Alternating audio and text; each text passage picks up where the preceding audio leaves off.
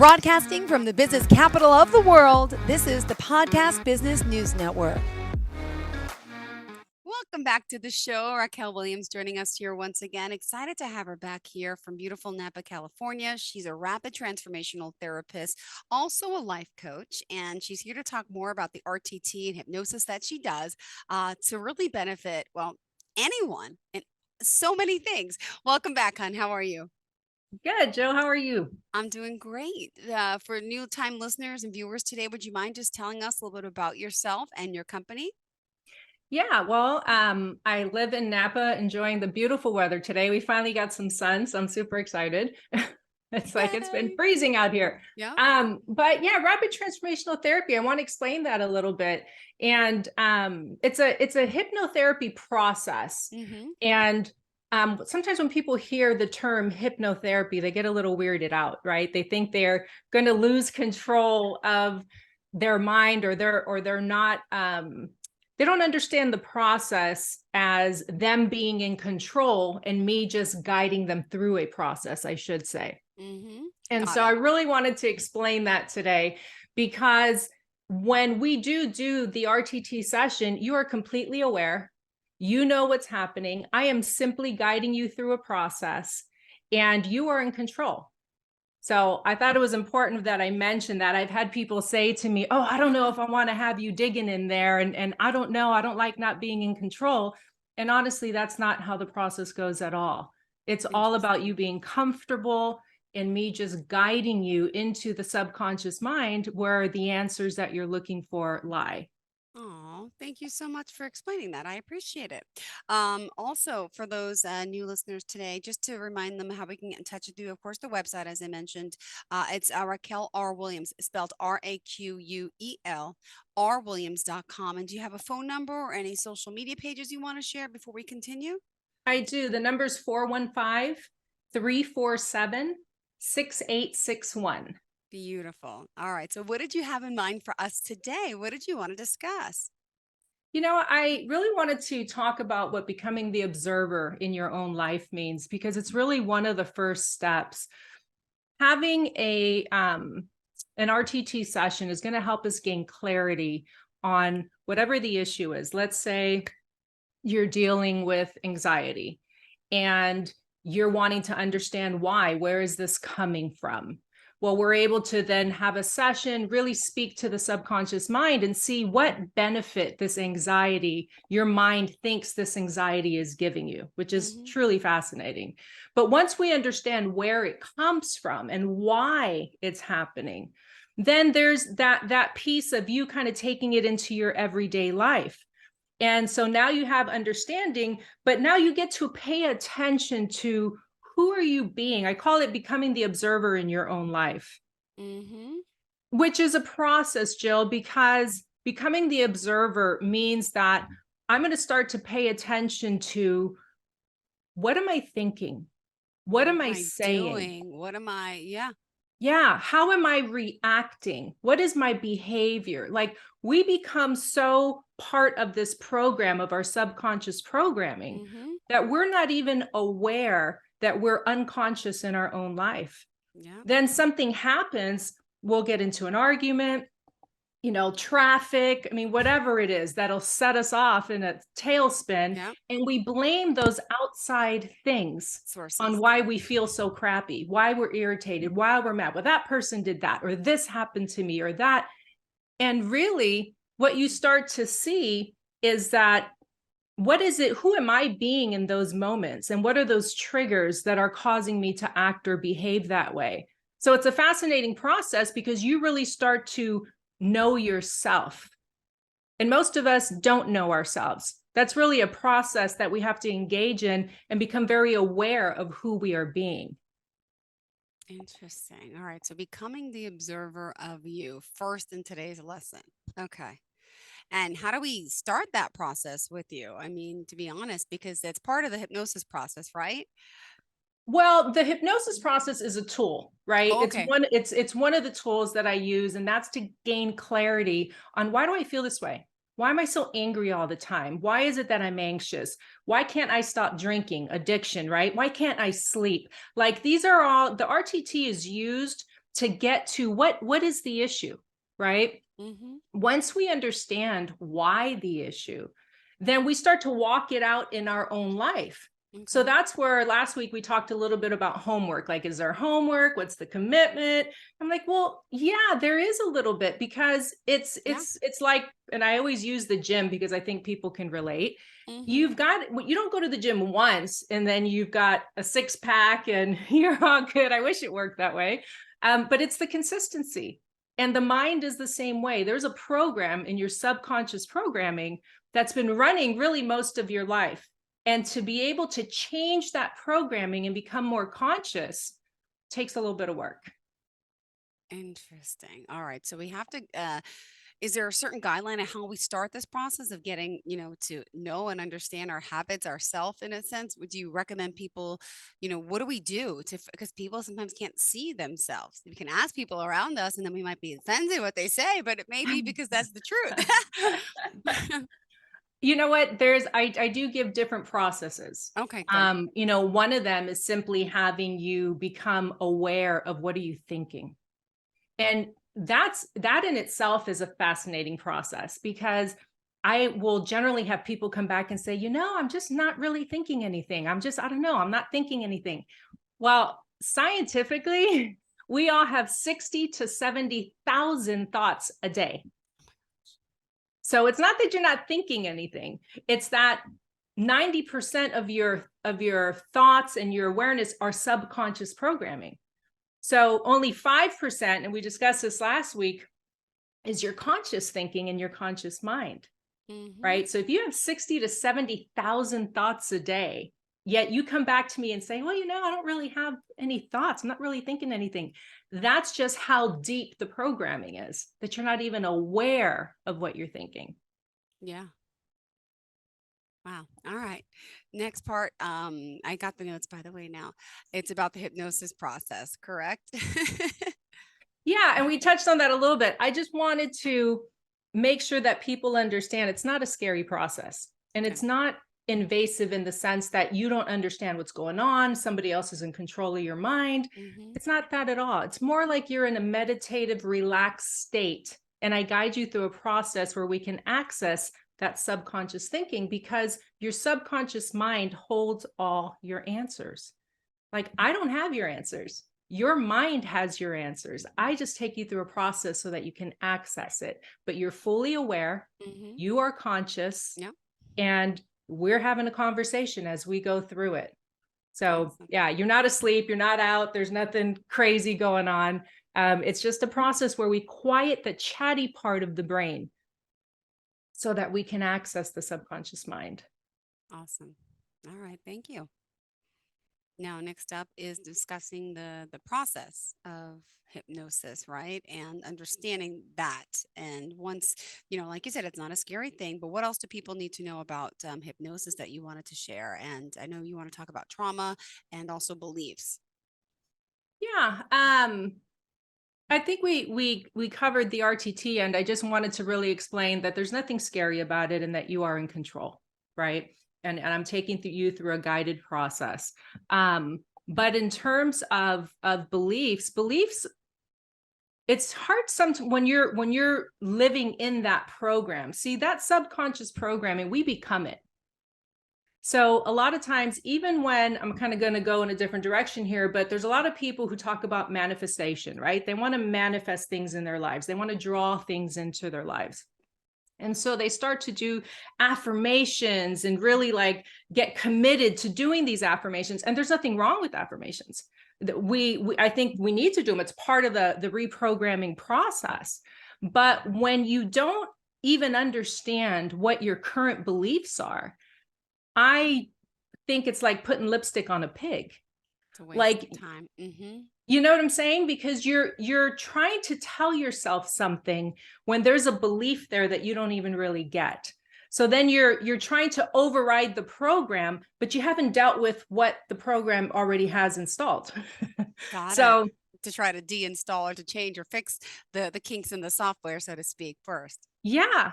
Yeah. And I mean, I only know that from personal experience because I was one of those who went, head first into the affirmations and really trying to Vision change this. boards and yeah. Yeah. Yeah. And then what happens is you get disappointed and you feel like, oh, that doesn't work. That stuff doesn't work.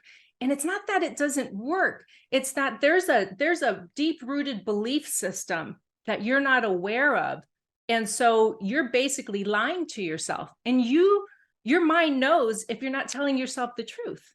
Got it. So you end up kind of playing tug of war with yourself, or you're literally in a war with yourself at that point. And I felt like it was a lot more frustrating when I didn't understand why it wasn't working. And even why, when I tried to say certain things, there was like a heaviness in my heart because I knew I didn't believe it. Yeah. You know what I mean? And people have said that to me. They're like, it's just, I don't know. I feel like I'm lying to myself. It's because you are. Yeah. Oh. Yeah, it's pretty fascinating, but the mind is actually very simple. The mind wants to protect you. It wants to punish you or prioritize, right? There's like the mind's always trying to do any one of these three things, but it's based on beliefs. Mm-hmm. And so when I say trauma, there are some people that will say, well, I don't have any trauma. I had a really good childhood, I don't have any trauma. Well, trauma doesn't necessarily have to be the most horrible thing we can think of. Trauma actually, Jill, can be as simple as a teacher that made you feel inadequate, or a coach that didn't play you and made you feel like you weren't any good.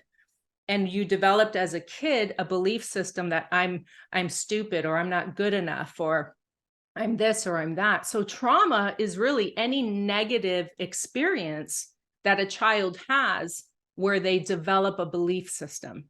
Okay.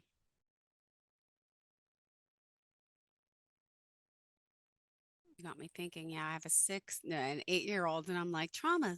Already, I'm seeing some signs. I'm like, what have I done wrong? Sorry, on a digression there, thinking, but it's true because they say what as a child, but isn't it until like the age of 7 or so that you Yes. Yes. what was it? Tell me, how does it Yeah. work? 7 years old. Up until the age of 7, is that you learn everything by then, and That's then where your like belief all the system programming, I mean, happens. some say it Okay. can go up to 14, but typically like that, those first 7 years are so important. And trust me, as a mom, Jill, it got me thinking when I was learning all this stuff, like, holy cow, I screwed up my kids. Mm-hmm. We don't intentionally do that. We're just a product of where we come from, right? So Mm-hmm. we can only duplicate or recreate or do who we are and where we come from. And we try to do better. Mm-hmm. None of us have children and we want to hurt them or in any means, but we end up duplicating exactly who we are.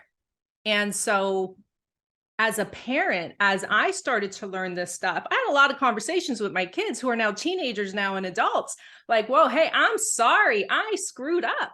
Mm-hmm. Like I didn't know that when I did this, I was doing this. I didn't know that when because we don't, Jill, we don't understand the impact of even not allowing a child to be angry. How many times as a parent that it's like, stop that, stop crying.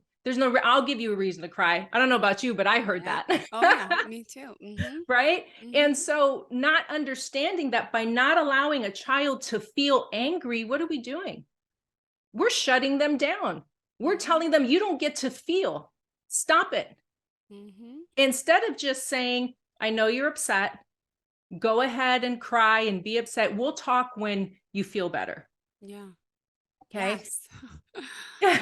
So many times I wish I said that, but yeah, you're right. You're angry in the moment too, and you lash out as an adult, and you shouldn't. Yeah, you're right. Because we just don't know any better, right? We love our children, but we're just not taught how this truly affects them. So here we are, little kids, and we are having these experiences where we're feeling like, I don't get to feel. It's not okay to cry. It's not okay to be angry. I have to shut my mouth. I don't have a voice. You know how many clients suffer in so many different ways because they were never allowed to have a voice as a Oh child? gosh. Mm-hmm. But here they are, adults, And in the adult mind, you think, okay, yeah, that happened when I was a kid, but you can kind of process it and think that doesn't affect me anymore. But I have worked with a lot of people that do not have a voice simply because as a child, they weren't allowed to speak. And now they don't know how to do that for themselves. They don't know how to stand up for themselves. They don't know how to have healthy boundaries. They don't know how to express themselves in any real situation because they have a belief system that says, I don't get to talk. I don't get to have a voice. Yeah. Belief systems are so powerful. I really want people to understand how much it impacts your life in every area of your life, whether you're dealing with money or relationships. Let's go there for a second. Yeah. Relationship. This is a big one because we have broken relationships within our own family, our siblings, and then with our adult children. And then in our marriages, our girlfriend, boyfriend, or whatever it is with our parents. And we don't understand how much of that brokenness is really a reflection of our own brokenness. And so it's so easy to say, well, I just don't talk to them anymore because, they make me feel like this, or, or even divorces, right? I do help couples and relationships. And it's like, before I even go there, before I will even bring a couple together and speak to them as a couple, we have to work on them as individuals. Yeah. Because until they can clean out their own junk and really see who they've been being, what's the program, what's the belief system, how they've been operating, it makes zero sense to bring them together and try to get them to communicate or cooperate or heal, because they still individually have so much junk that they have to handle before they can even do that. Yeah. Wow. All right. Reminding us of perspective, and to remind everyone about Raquel Williams, we're talking today about RTT again, the work she can do to help you virtually. I mean, anywhere around the world. Raquel, just remind us how we can reach you. The website is Raquel, RAQUEL, rwilliams.com. And my phone number is 415-347-6861. Perfect. All right. Let's continue. I know you also wanted to talk about life mirroring who we are in a sense. Yeah. Actually, that ties into what I was just saying, is that, life will begin to show us, Jill, who we are. I kind of like to call it the soul's cry when things begin to happen in our lives that we don't understand, whether it's financial, relational, whatever it is. But we find that we have these patterns, or we find that why is it that I keep attracting a certain type of relationship?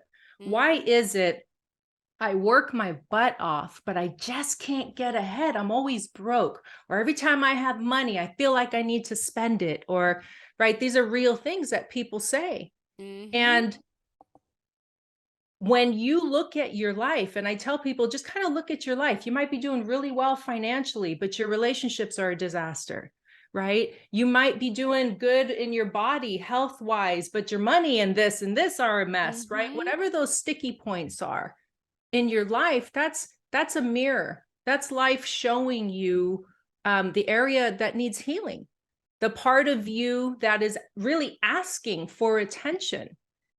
So it doesn't do anyone any good to see these areas that aren't functioning well in our lives and chalk it up to that's just life and ignore it. Because then all you'll find is that particular area just gets worse and worse and worse. It'll keep happening and keep happening and keep happening because we're not addressing it. Interesting. Yes. Totally, I can relate with that. I'm sure a lot of our listeners can, right? There's a lot of patterns in our life. And, we talked a little last week about could be from, a childhood trauma. A lot of people deal with issues then, and that takes some, whatever it may be in the future. But a lot of it does stem from when we were younger. Yeah. It really does. Even in my own life, there were so many things that would continue happening that I never understood. I always considered myself a fighter. I always considered myself I not a victim. I hated the word victim. I hated, I just did. I had this thing about it. And even when people called themselves a victim or people acted like they were a victim, it would irritate me to no end.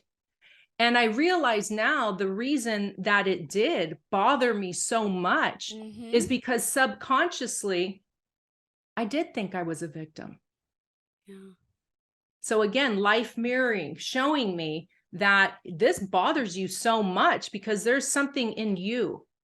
And I think that's like a big question that people can really ask themselves or should ask themselves is when something happens or they get really upset about something or really upset with a certain person, it could be a parent, right? It could be, I know I have a lot of that in my own life. I love my mom and I give her grace and everything else because I know that she's a product of her environment.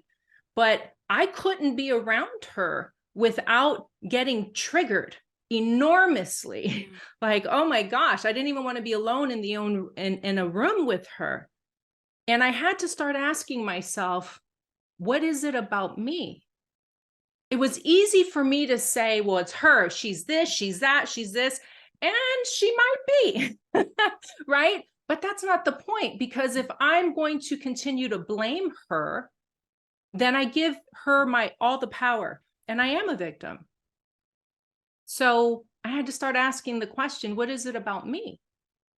Why do I feel that way? And those are very empowering questions when you can start to ask yourself why you behave a certain way, why you feel a certain way, why you act a certain way. Don't give your power to someone else. Start asking yourself those questions so that you can heal those wounds and you can grow to the next level for yourself. Yeah. It doesn't matter what the situation is. Even when there's real abuse and I talked a little bit about that last week for myself.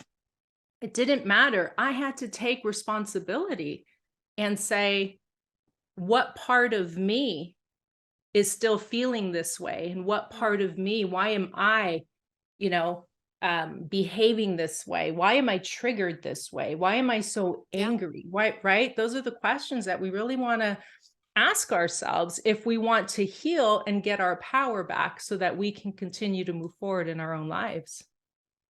Yeah. Wow. And we're just about out of time. How does that happen? Okay. Wow. To sum up today, would you mind just, how did you want to close out for today? And then we got to find out how we can reach you again. Darn it. Yeah. Just really pay attention. I would tell people really start to pay attention to how you feel, how you act, your behaviors, any anger, any triggers, because those are all, I say, cries from your own soul that are saying, hey, pay attention, because life does not have to feel crappy. You do not have to be angry. You do not have to be sad or anxious or any of those things. That's not just the way life is. There is an answer, and you can get help for that. And you can reach me at raquelrwilliams.com. And my number is 415-347-6861. Oh, thank you so much for today. And wow, thank you. Good show. Good notes. I'm glad I got them finally. But I know you had the show down, but interesting. And for someone out there who really, guys, it's life is so precious. Got to live your best life. You're right. Even me at 45, I have my own habits and patterns that I need help with. We talked about my relationship issue. Oh, it's gotten worse, but patterns. And I think I'm fine, but then clearly nothing's changed. I'm 45 and things keep going around. So I believe in you and what work you're doing. And I think I need her. So if anything comes from this, I might find some help with RTT. We'll talk more next week, I hope. Yes, I look Okay. forward to it, Jill. Same here. Thank you so much. I appreciate All right. you. And it's good to know that, we can be helped and we can change. We can make it happen. We got to do the work and commit to it. Thank you, Raquel. Have a fantastic day. Are you looking for even more of the podcasts and hosts that you love? The Podcast Business News Network is proud to announce that you now have even more ways to listen live. Check out the MyTuner Radio, online radio box, and Simple Radio apps on iOS and Android, or find us online. Search for Business News Network on mytuner-radio.com, or search Podcast Business News Network on streama.com and onlineradiobox.com/US. Take your podcast on the go and don't miss a minute of the action.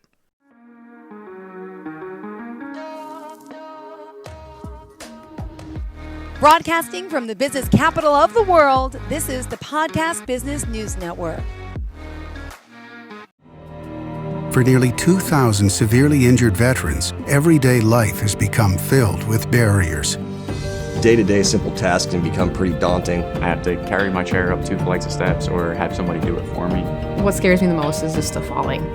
When I'm struggling with my house, I think, to have that one great barrier just knocked down, it's crucial.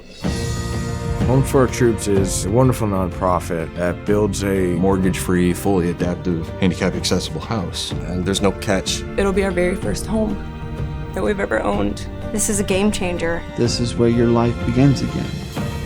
We need you to join us in completing this important mission. Please visit hfotusa.org and help build homes and rebuild lives. Because of you, everything's going to be okay.